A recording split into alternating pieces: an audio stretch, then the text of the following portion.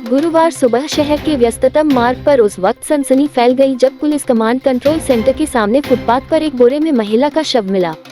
शव की सूचना मिलते ही उदय मंदिर थाना पुलिस मौके पर पहुंची और मामले की जांच शुरू कर दी। पुलिस के अनुसार सुबह करीब 8:30 बजे सूचना मिली थी कि कमांड कंट्रोल सेंटर के पास फुटपाथ पर एक संदिग्ध बोरा पड़ा हुआ है।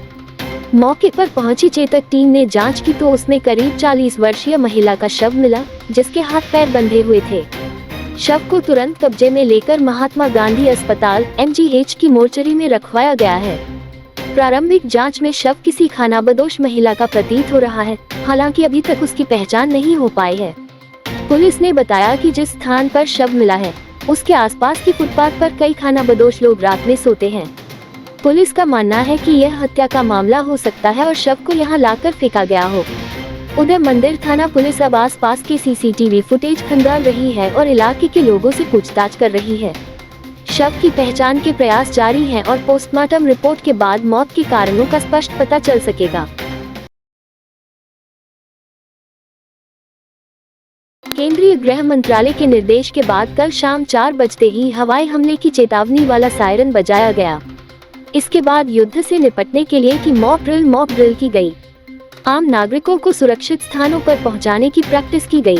इसके साथ ही बताया गया कि युद्ध के हालात से कैसे तैयार रहें। वहीं पुलिस ने कई स्थानों पर शिक्षण व कोचिंग संस्थानों को भी बंद करवाया। इस दौरान पुलिस ने लोगों से सहयोग करने की अपील की। दरअसल जोधपुर सीमावर्ती क्षेत्र होने से संवेदनशील है। ऐसे में यहां एयर स्ट्राइक के दौरान होने वाली स्थिति को लेकर लोगों को सावचेत किया गया। नागरिक सुरक्षा विभाग के कार्यकर्ताओं ने शहर की अलग अलग बस्तियों में जाकर लोगों को इसके लिए जागरूक किया। प्रशासन की तरफ से क्षेत्रवार सरकारी इमारतों, प्रशासनिक भवन, पुलिस अधिकारी कार्यालयों, पुलिस के वाहन, अग्निशमन केंद्र, प्रमुख बाजार व भीड़-भाड़ वाली जगहों से सायरन बजाए गए हैं। सायरन बजने के दौरान आपात स्थिति से प्रभावित आमजन को सुरक्षित बाहर निकाला गया। ध्यान दें, सायरन बजने पर लाइटें ऑफ करें तथा अपने घरों के अंदर ही रहें, पूर्णतः पालना करें।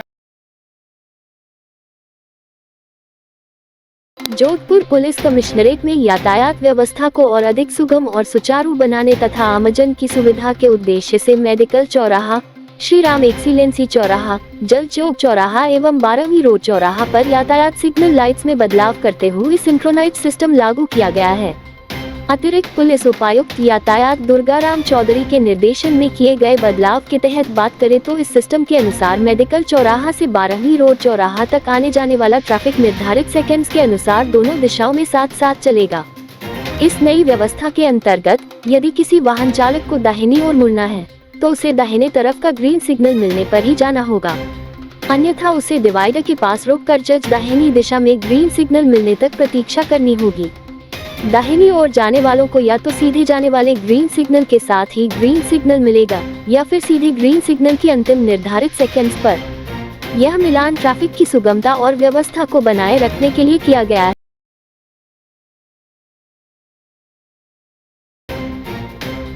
जोधपुर रेंज के IG विकास कुमार आज बॉर्डर के लिए रवाना हो गए। IG विकास कुमार इसको लेकर लगातार पहले से ही गंभीर और सजग है। उसी का नतीजा है कि पहले भी वह बॉर्डर का निरीक्षण कर चुके हैं, एक बार फिर वह बॉर्डर के लिए रवाना हुए हैं।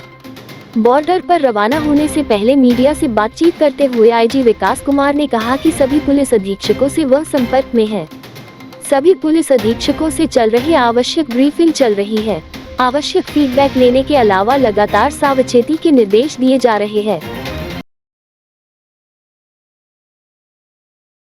अखिल भारतीय विद्यार्थी परिषद जय नारायण व्यास विश्वविद्यालय JNVU इकाई द्वारा हाल ही में पहलगांव में हुए आतंकी हमले के जवाब में भारतीय सेना द्वारा ऑपरेशन सिंदूर के तहत आतंकियों के ठिकानों पर की गई सफल एयर स्ट्राइक का जोरदार स्वागत किया गया। ABVP कार्यकर्ताओं ने विश्वविद्यालय परिसर स्थित जसवंत छात्रावास के समक्ष एकत्र होकर आतिशबाजी की। राष्ट्रवादी नारों के माध्यम से भारतीय सेना की इस साहसिक एवं निर्णायक कार्रवाई का अभिनंदन किया।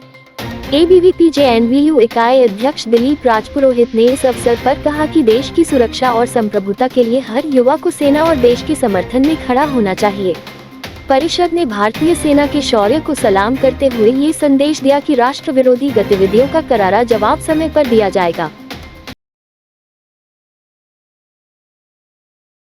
पहलगाम आतंकी हमले के बाद 7 तारीख को अलसुबह भारत की जल, थल और वायु सेवा ने संयुक्त समन्वय कर जिस तरह से पाकिस्तान में स्थित आतंकी ठिकानों को तबाह कर दिया, उसके बाद पूरे भारत में खुशी का माहौल है। लोग अलग अलग तरह से प्रतिक्रिया देकर खुशी मना रहे हैं। ऐसी कड़ी में जोधपुर जिला कलेक्टर कार्यालय के बाहर स्थित महावीर उद्यान में पाकिस्तान की बुजदिली की एक निशानी पड़ी है।